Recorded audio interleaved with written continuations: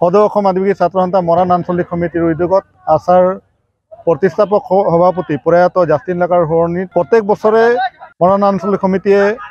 এই টুৰ্ণামেণ্টখন আয়োজন কৰি আহিছে আৰু এই বছৰো এই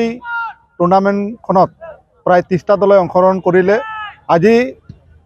এই খেলখনৰ চূড়ান্ত খেল হৈছে খোৱাং চাহ বাগিচা বনাম ডবা চাহ বাগিচাৰ মাজত আৰু এক সুন্দৰ খেল হৈছে।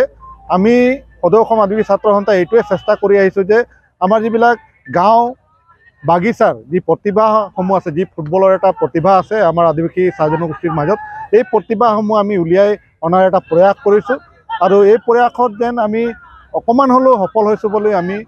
অনুভৱ কৰিছোঁ। আজি আমি সদৌ অসম আদিবাসী ছাত্ৰ সন্থা হৈ মৰাণ আঞ্চলিক সমিতিৰ সৌজন্যত আজি আমি বিগত আজি 3 বছৰ জোৰা ধৰি আমি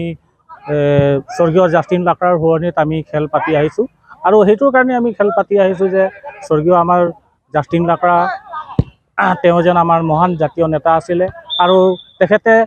এই জাতিটোক বলিষ্ঠ পদক্ষেপ লৈছিলে। আজি অসমত আজি চুকে কোণে আজি জাষ্টিন লাকাক তেওঁ সোঁৱৰণ কৰে, স্মৰণ কৰে। আজি চাব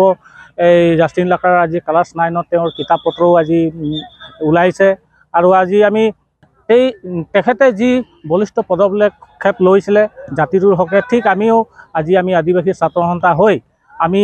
উঠি অহা প্ৰজন্মক যাতে জাষ্টিন লাকাৰ মন, তেখেতে সমাজৰ যিবিলাক ভাল কাম কৰিছিলে সেইবিলাক আমি প্ৰচলিত কৰিবৰ কাৰণে আমি খেলৰ জৰিয়তে আমি এটা অশেষ প্ৰচেষ্টা ৰাখিছোঁ আৰু আমাৰ এই মৰাণ আঞ্চলিক সমিতিত আজি 32খন টিমে অংশগ্ৰহণ কৰিছিলে।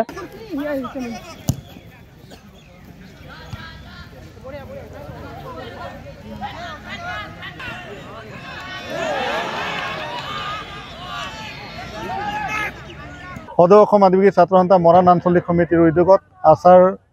প্ৰতিষ্ঠাপক সভাপতি প্ৰয়াত জাষ্টিন লাকাৰ সোঁৱৰণিত প্ৰত্যেক বছৰে মৰাণ আঞ্চলিক সমিতিয়ে এই টুৰ্ণামেণ্টখন আয়োজন কৰি আহিছে আৰু এই বছৰো এই টুৰ্ণামেণ্টখনত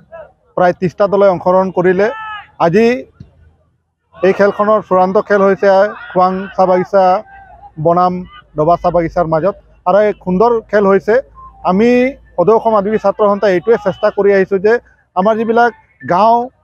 বাগিচাৰ যি প্ৰতিভাসমূহ আছে, যি ফুটবলৰ এটা প্ৰতিভা আছে আমাৰ আদিবাসী চাহ জনগোষ্ঠীৰ মাজত, এই প্ৰতিভাসমূহ আমি উলিয়াই অনাৰ এটা প্ৰয়াস কৰিছোঁ আৰু এই প্ৰয়াসত যেন আমি